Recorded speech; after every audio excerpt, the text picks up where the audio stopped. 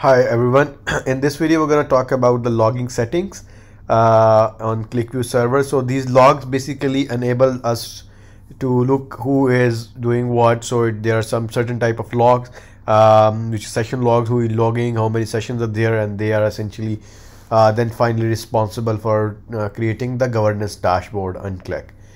Those of you who do not know what is the governance dashboard, I'm going to do a video on that as well. We're going to have a look at the governance dashboard, and we're going to have a look at how you can configure governance dashboard on your environment. But essentially those loggings are basic, and even if you do not have the governance dashboard, you can go on to this particular folder, and there you can see, all the logs which are available, what's exactly happening. Now, if you see, if I have the session log disabled, what's going to do is any session, who is using, how much time is using, I'm not be able to see.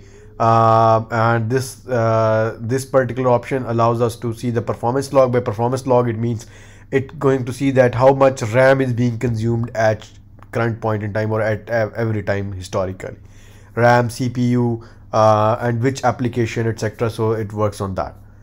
And then we have the event logs. So event logs are like, warning, failure, people accessing. These are events, and they're called events in here.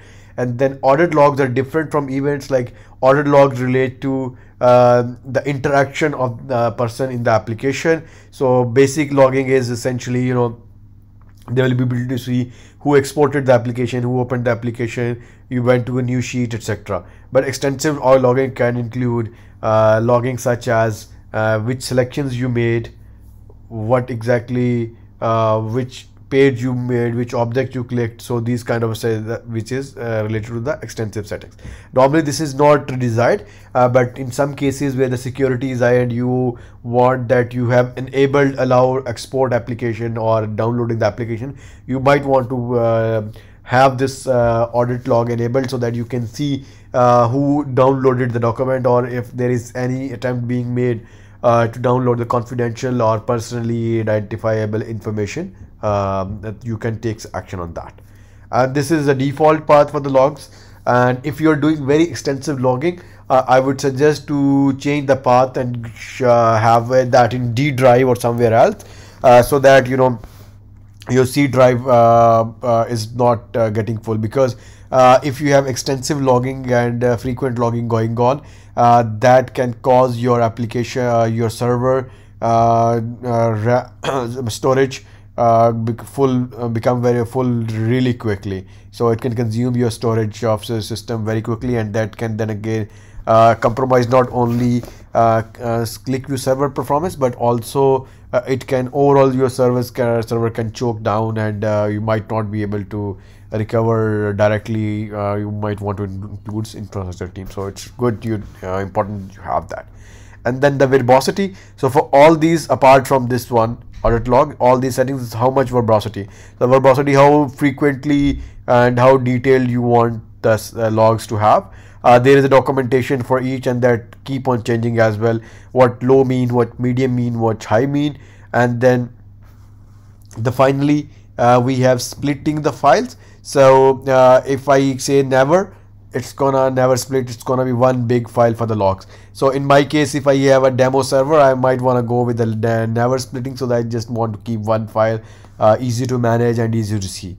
But in a big enterprise environment, we recommend daily.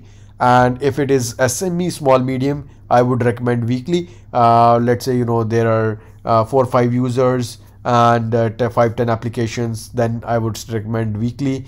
But if your daily sessions are like more than 200-300 sessions being done on daily basis, I would recommend that going daily. Otherwise your weekly file become very large. So essentially this have a cost on logging. So if I have a daily file, what's going to happen is that it's going to be a small file. So just imagine that, whenever how the log entry is going to happen.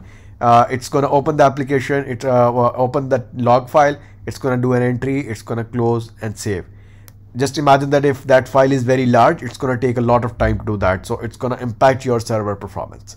So that's why it's important that you have the log files divided rationally.